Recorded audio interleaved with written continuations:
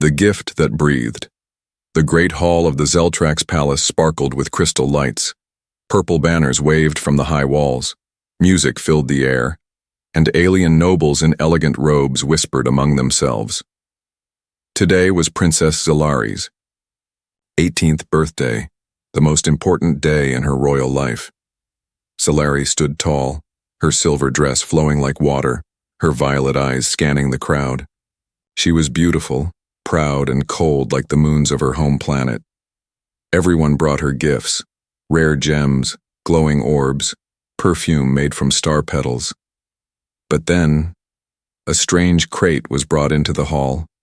It was large, made of dark metal, with glowing blue lines. The guards placed it gently in front of the princess. The music stopped. The crowd fell silent. Zilari narrowed her eyes. "What is this?" she asked. A court advisor stepped forward, bowing low. "Your Highness, this is a special gift from an unknown source. It arrived with your name." "Unknown?" she repeated. "And no one checked what's inside?" "It was locked until now." A soft hiss came from the crate. Then a click. The front of the box slowly opened with a low groan. Gas floated out. The crowd leaned closer. Then, he appeared.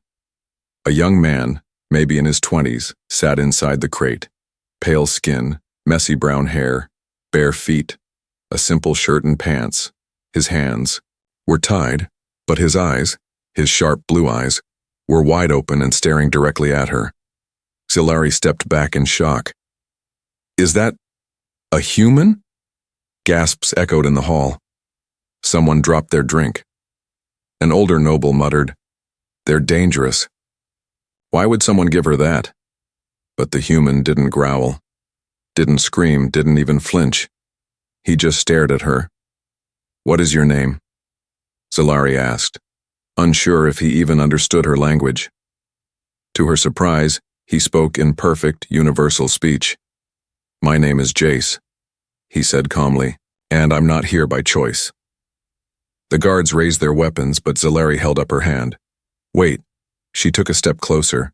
Jace's eyes didn't show fear, just tiredness and curiosity.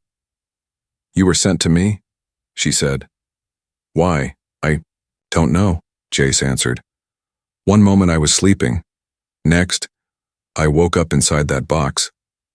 Zilari turned to her court. "Who approved this? Who allowed a human into my birthday hall?" No one answered. The crate had no sender name, no tracking code, just a note attached to its side. "To the princess who has everything.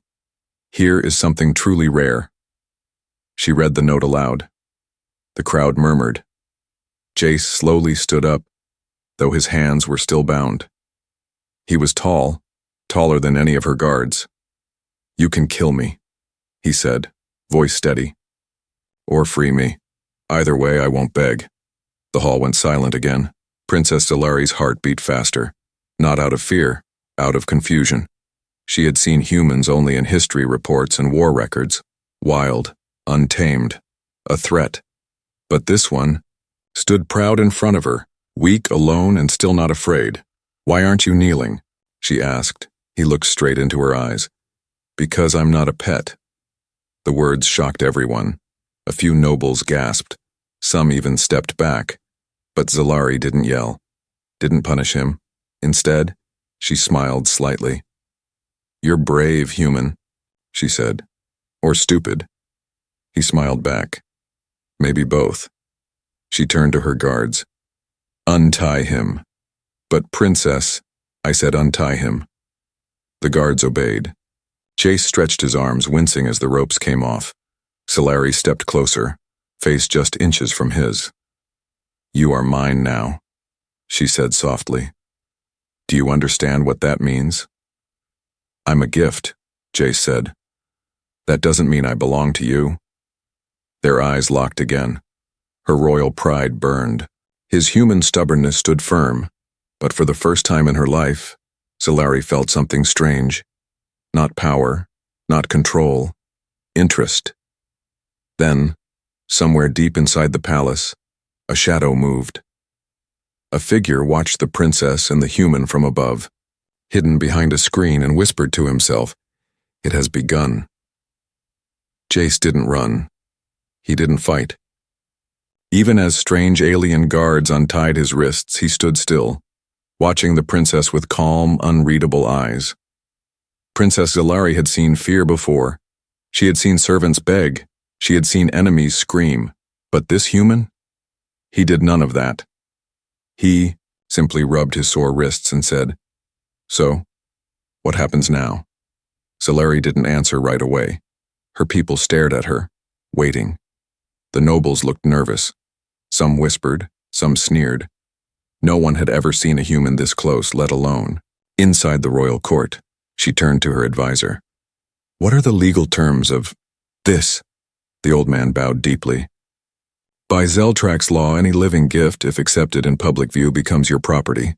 Fully, the human is yours." "Like an animal?" she asked. The advisor paused. "Like a pet, a servant, or a decoration, if you wish." Jace heard every word. "I'm not a thing," he said loudly. The crowd gasped again. A guard stepped forward with his weapon, but Zalari raised her hand. "No, he speaks, let him." Jace shook his head. "You people think giving someone away is normal? You trap a man in a box, tie him up, and call it a gift?" "You were given to me," Zalari replied coldly. "I didn't ask for you. And I didn't ask to be taken from my home," he said. "Yet here we are." The court was growing restless. A noble woman with golden horns stepped forward. "Your Highness, this is dangerous," she warned. "Humans are not meant to be owned. He should be locked, examined, maybe sent to the outer colonies." Zalari's lips tightened. "No, I will decide." She looked at Jace again. "Are you dangerous?" she asked. He shrugged. "Only when I have to be." "Then you won't last long." A noble muttered. The princess turned sharply. "Enough." She stepped down from her crystal platform and walked toward Jace. Her long silver dress dragged softly across the floor. Everyone held their breath. She circled him slowly, studying him. He was nothing like Zeltrax males. No glowing skin, no wings, no marks of status, just flesh and muscle. A simple human. But something in his eyes made her hesitate. Not fear, not desire, but something deeper. "Challenge, you stand like a prince," she said finally. "But you are a prisoner." "I stand like a man," he replied. "And I don't belong to anyone." Silence again. Even the music had stopped long ago. Zalari lifted her chin. Then, "Prove it. You may walk freely in my palace for 7 days. If you hurt no one and obey basic rules, you will be allowed to stay. Under my protection." Jace raised an eyebrow. "And if I don't?" "Then the guards will take you," she said, "and you'll never see the stars again." Jace looked around. He saw sharp weapons, alien eyes, glowing drones in the corners. He nodded once. "Fine, 7 days." "Good," Zalari said. "We'll see if you're more than just a breathing gift." She turned to her guards. "Give him food, clothes, and a room in the guest wing." "But Princess..." "I said it." The guards bowed and led Jace away, still confused but no longer bound. That night, Jace sat on a soft bed in a glowing room. He had never seen anything like it. Walls of light, floating lamps, a ceiling that showed moving stars. He touched the clean fabric of his shirt. Alien-made, but comfortable. Then he looked at the door. 2 guards outside. "Free," he muttered, "but only just." He lay back on the bed, staring up at the stars above him. But something wouldn't let him sleep. Back in the palace, Princess Zalari sat alone in her chamber. She opened the small note again. "To the princess who has everything, here is something truly rare." She didn't recognize the handwriting. The crate had no trace, no signal, no origin. Her thoughts swirled. Who sent him? Why a human? Why did he feel familiar? She didn't know the answers, but something inside her said, this gift was no accident, and someone, somewhere, was watching her closely. The palace was quiet but not silent. At night, whispers moved through the golden halls like cold wind. Servants carried trays, guards stood like statues. But everyone talked, not about war, not about politics, but about him, the human. "Did you hear?" He looked her straight in the eye. "They say he refused to kneel. Princess Zilari gave him a room, like an honored guest." The rumors crawled up the walls into noble ears and court gossip. Some were afraid, some were angry, a few were curious. But not everyone just whispered. Some were planning. Jace stood in the garden the next morning. It was strange. Bright-colored, plants floated in the air, and silver birds with glass wings circled above. He had never seen anything like it. He felt eyes on him. Guards watched from every corner. Servants hurried by, never making eye contact. He stretched his arms and walked near a crystal pond. His reflection stared back. "I don't belong here," he muttered. "You speak to your reflection?" a voice said. He turned. A girl stood near a flowering tree. She had green skin, bright eyes, and wore the Royal Academy's scholar robe. Jace smiled.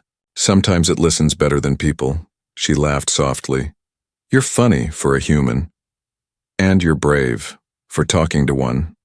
She came closer. "I'm Lyra. I study xenobiology." "That means I know what it means," he said. "Xeno, bio, study of alien life." She blinked.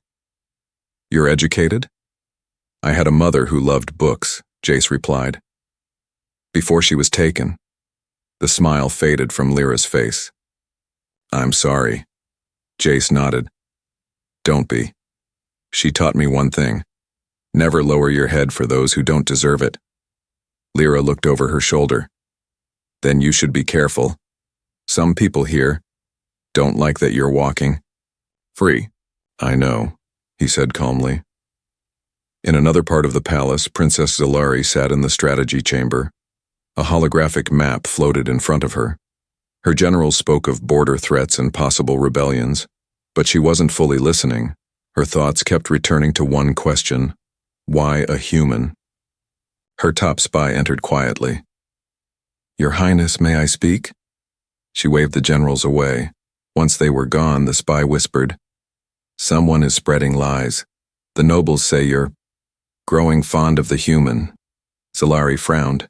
"I barely know him, but he's gaining attention," the spy said.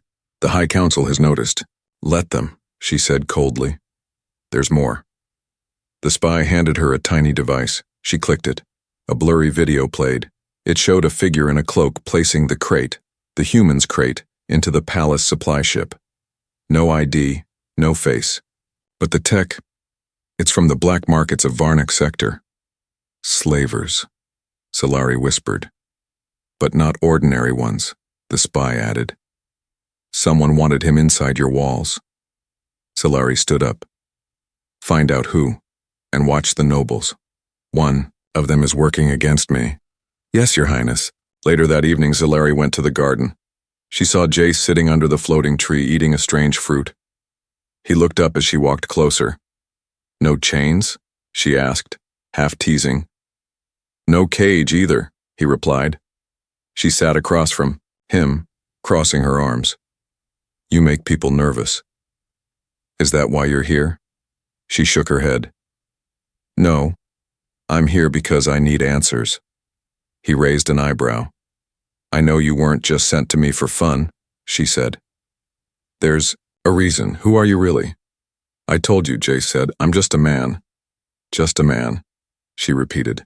"But you carry yourself like someone who has lost everything, and still walks like he owns the sky." He didn't answer. She leaned in. "Tell me what happened to your world." Jace looked up at the stars. His voice was low. "It burned. Aliens came. Not your kind others. Took people. Sold us. I escaped. Others didn't." "You were a slave?" she asked softly. "For a while. Then I stopped being one." She stared at him, silent. "I never expected kindness from your kind." he added. But you haven't hurt me. Not yet, she said. He smiled faintly. Fair. But before either of them could speak again, a shadow moved behind the trees. A quiet click, like a weapon being charged. Jace stood fast. Zalari saw it too. 3 masked figures stepped from the darkness. Noble's assassins. You shouldn't be here, human, one growled. You've poisoned her mind. Zalari stepped in front of Jace. You dare attack me on royal grounds? We serve the Empire, the assassin said. And we won't let a human ruin it. Blades lit up in their hands, but Jace moved first. The attack came fast, too fast, but Jace was faster. He grabbed Princess Zalari's arm and spun her behind him as the first assassin lunged. A glowing blade sliced through the air where her neck had just been. Jace caught the attacker's wrist mid-swing, twisted it, and slammed the masked figure into the stone path. The other 2 rushed forward, but Zalari was already drawing her. Energy whip, crack. The sound echoed through the garden as she struck the second attacker across the chest. He screamed, falling back. Jace ducked low, grabbed a fallen dagger, and threw it with precision, right into the last attacker's shoulder. It was over in seconds. 3 bodies lay groaning on the ground. Guards came running, weapons ready. But all they saw was the human, standing protectively in front of their princess. In the palace's interrogation room, the assassins were chained and bound. Zalari stood behind the energy glass, her fists clenched. Jace stood beside her, bruised, but alert. Who sent you? She demanded. The lead attacker, blood on his mask, chuckled. You think you rule, girl? You're just a pretty jewel, and you let a human touch your mind. Zalari's voice turned ice cold. Answer me, or you won't leave this room alive. You already lost, the assassin said. That human wasn't a gift. He was a test. Jace leaned forward. A test for what? The assassin smiled behind cracked lips. To see if you were weak enough to care. Zalari stepped back in shock. She whispered. Someone wanted me to bond with him. Jace turned to her. This was planned. They knew what kind of person you were. They used you to control me, she whispered again. But deep inside she felt something else, a knot of anger and shame. She thought she had made her own choices, but someone had been pulling strings all along. Later, in her private chamber, Zalari stared at the night sky. Her reflection shimmered on the glass wall. Jace stood quietly near the door.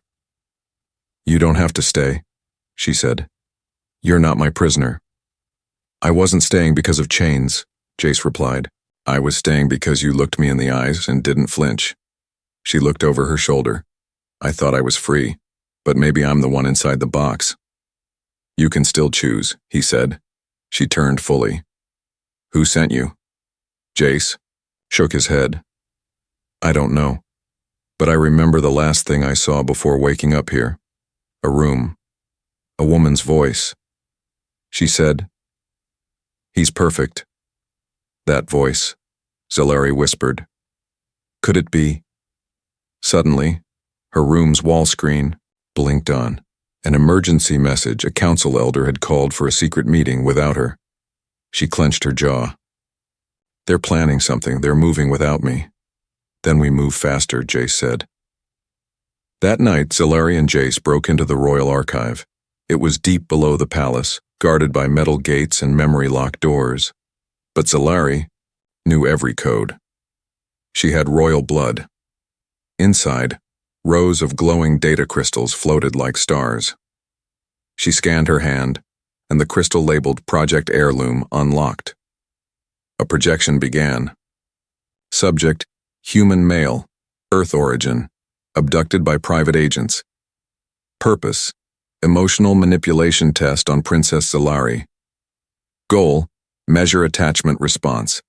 If successful, proceed with Phase 2, removal of subject, activation of loyalty, serum. Zalari's face went pale. They wanted me to love you, she said slowly. Then take you away so I'd be easier to control. Jace's fists clenched. They used us both. She looked up at him.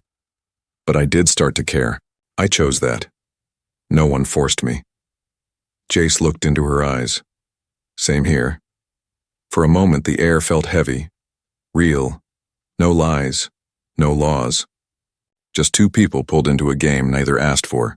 Solari broke the silence. They planned this to break me, but they made a mistake. Jace raised an eyebrow. What mistake? They gave me a reason to fight back. As they left the archive, alarms started to blare. They know we've seen it, Jace said. Solari smiled. Good, she said. Let them come. Storms weren't common on the planet Zeltrax, but that night the sky turned black. Thunder growled over the palace like a living beast. Lightning flashed, casting long shadows across the towers. Guards rushed through the halls, alerted by the breach in the archives. Princess Solari was no longer safe, and neither was Jace. They ran, down secret staircases carved behind the throne room. Through old tunnels built in ancient wars, Solari led the way, her silver cloak pulled tight, her breath sharp in her chest. Jace stayed close behind, injured but steady. The wound on his arm from the earlier attack was still fresh. But he didn't. Slow down. We can't go to your room, he said. They'll search there first. I know, Solari answered. We're not going to my room. Then where? The tower, she said. The one no one dares to enter. The tower of silence stood high above the rest of the palace, wrapped in fog and forgotten stories. It hadn't been used in 50 years. Not since her grandfather died inside it. No lights, no tech.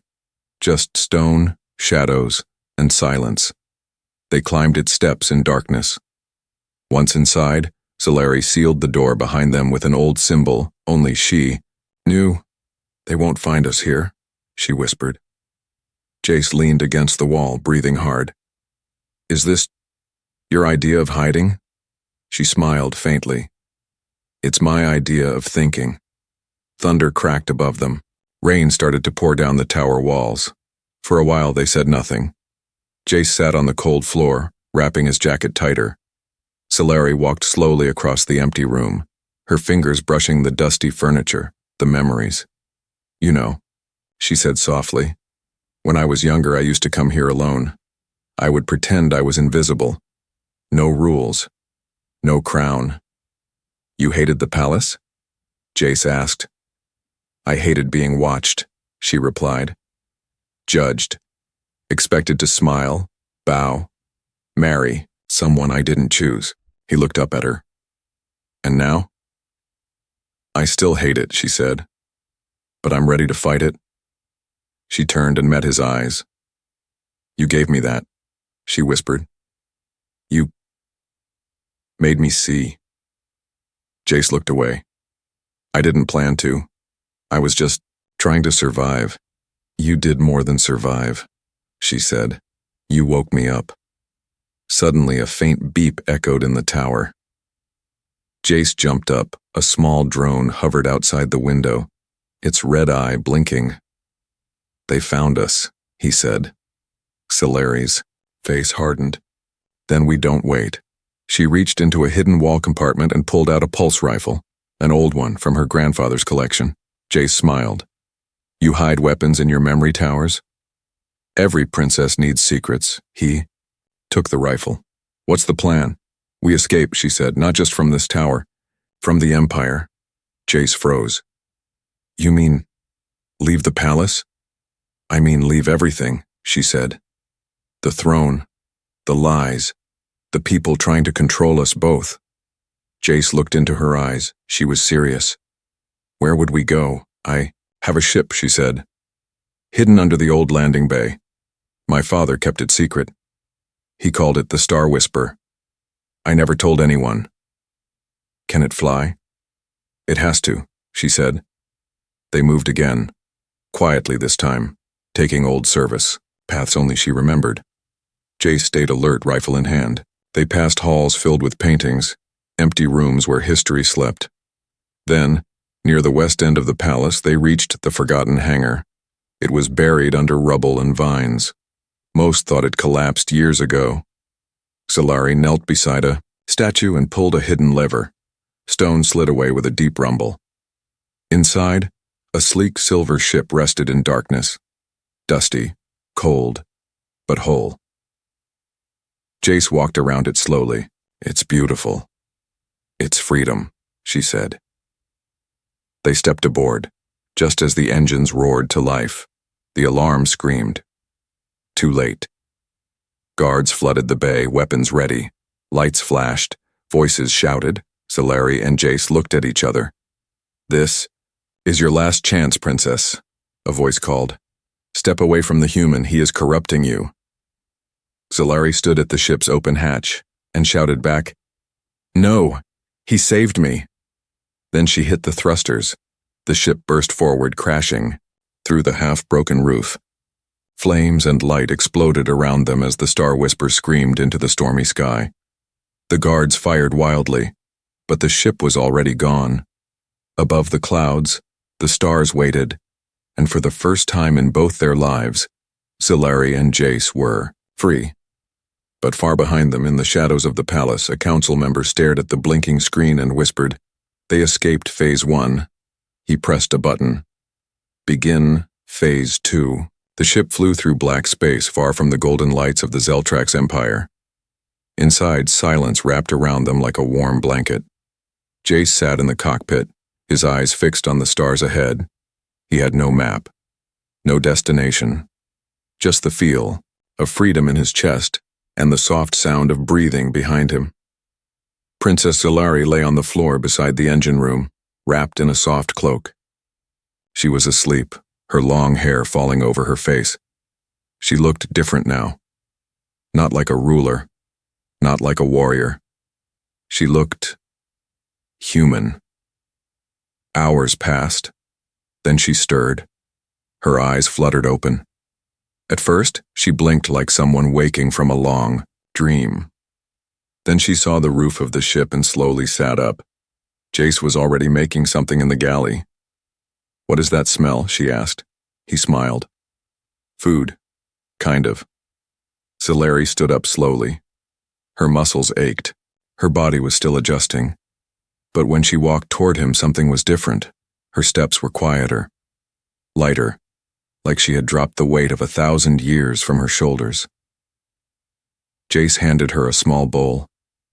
It wasn't royal food, just warm protein cubes and steamed roots. She took a bite, chewed, then paused. "It's awful," she said. "Best I could do," he replied. Then she laughed, really laughed. Not the polite one she gave to nobles, not the proud smirk she used in the palace, a laugh like fresh air. "You're impossible," she said. "And you're free," Jace answered. They sat side by side, eating in silence. Later, they walked through the ship, inspecting systems and storage. It was old, but it worked. The Star Whisper was built for 2, maybe more. It had hidden compartments, clean water tanks, and a med bay still functioning. "This was your father's ship?" Jace asked. Solari nodded. "He said one day I'd need it. That being royal was like standing on thin glass." Jace looked around. He was right. They stopped at the observation deck. A giant window showed the galaxy spread out before them, millions of stars glowing like fireflies. Solari whispered, "It's so big, and yet so empty," Jace added. "Not empty," she said, turning to him. "I'm here, and so are you." They sat for a long time, just watching the stars. Solari leaned back against the wall. "I never told you," she said, "why I hated my birthdays." Jace looked at her. "Why?" "Because every year they gave me something rare, expensive, alive sometimes, and every time, I didn't feel happy. I felt trapped." She looked down at her hands. "But then, this year, they gave me you, and for once I wasn't the one trapped." Jace watched her quietly. "I was angry when I woke up in that box." "I know," she said softly. "I thought I was a prisoner, but now, I wonder if I was given to you so we could both escape. Something worse. She looked at him, eyes shimmering. I don't want to own you, she whispered. And I don't want to run from you, he said. The space between them grew smaller. Not from steps. From silence. From understanding. Their hands touched. Fingers, brushing, Solari whispered. You're not like anyone I've ever met. Same, Jace said. I don't care if your skin glows blue in moonlight, you feel real to me. She smiled. Then gently she rested her head on his shoulder. That night, the stars outside the ship drifted slowly. Inside, two people sat close, sharing warmth without words. It wasn't love, not yet, but something more dangerous. Trust. Far away, on a moon orbiting the edge of the Empire, a masked figure watched a screen. Images flickered. Jace. Solari. The stolen ship. He spoke into a device. The bond is forming. They chose each other. A voice on the other end replied coldly. Then it's time to break them. The peace didn't last. It never does. 3 days after escaping the palace, Jace woke to a warning sound. A soft beep. Then a flash of red across the Star Whisper's navigation screen. Incoming ship, he muttered. Solari rushed to his side, still pulling on her jacket. Who found us? Jace tapped the controls. No ID signal, no name, but it's coming fast. Too fast. Outside the window, space rippled like water, and a sleek black warship emerged. The Council had found them. Within minutes, the Star Whisper shook from the enemy tractor beam. Jace fought the controls, but the ship wouldn't move. They're pulling us in, he said. Solari stared at the screen. Her jaw clenched. They want to take me back, and take you away. Jace looked at her. We run? We fight. He smiled. Thought you'd say that. But when the ship's door finally opened, they weren't greeted with guns. Instead, a single figure stepped through the smoke, calm, tall, wrapped in a smooth red cloak. It was Counselor Varen, Solari's childhood tutor, her godfather, her father's old friend. He looked at her with eyes full of sadness. Solari, he said, you've made a mistake. She didn't flinch. No, I made a choice. You've been poisoned, child. That human, he was designed to trick your heart, to test your emotions. Then he passed, she said coldly. He showed me what real loyalty feels like. Varen stepped closer.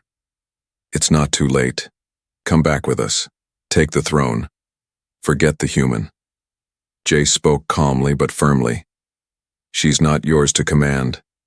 Varen's eyes darkened. And you are not hers to keep. Guards poured in behind Varen, armed, armored, silent. Jace moved in front of Solari. You'll have to go through me. Varen nodded to the guards. Very well. They charged. What followed was chaos. Jace used every move he'd ever learned. Ducking, striking, blocking. Solari fought beside him with her energy whip, sparks flashing across the ship's walls. But there were too many. Jace was tackled, pinned, to the floor. Solari screamed, fighting toward him, but was caught from behind. Varen stepped between them. This was always going to end this way, he said softly. He was never yours. Solari looked up, breathing hard, blood on her lip, and then she laughed, a broken, bitter laugh. You still don't get it, she whispered. He was never mine. She crawled to her knees, staring at Jace. He is not my gift, she said loud enough for everyone to hear. He is my choice. The guards hesitated. Varen's face twisted. What are you doing? Solari pulled something from her coat, a device glowing bright purple. Jace's eyes widened. What is that? She didn't answer him. She looked at Varen. You wanted a test. Here's mine. Then she slammed the device to the floor. A flash exploded across the ship. It wasn't a bomb. It was a memory trigger, coded only to Solari's DNA. A final tool left by her father in case she ever needed it. In that light, every screen in the Star Whisper lit up. A message played. To those who seek to control my daughter, This is my final command. Let her rule by her heart, not by your chains. And if you fear her choice, perhaps you are the problem. Their guards froze. The memory was royal, undeniable. They couldn't touch her now. Varen stepped back, his face full of rage. You'll destroy everything, Zalari. No, she said, helping Jace to his feet.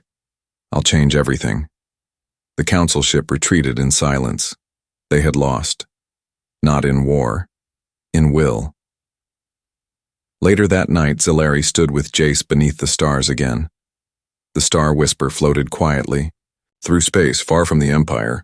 No more guards, no more gifts, just two people side by side. You saved me, Jace said. No. She smiled. We saved each other. He took her hand gently. You're not my queen, he said softly. And you're not my servant. She looked into his eyes. I don't need a throne, she said. I just need you. And in that moment, simple, quiet, and full of stars, they finally belonged, not to a world, not to a law, to each other.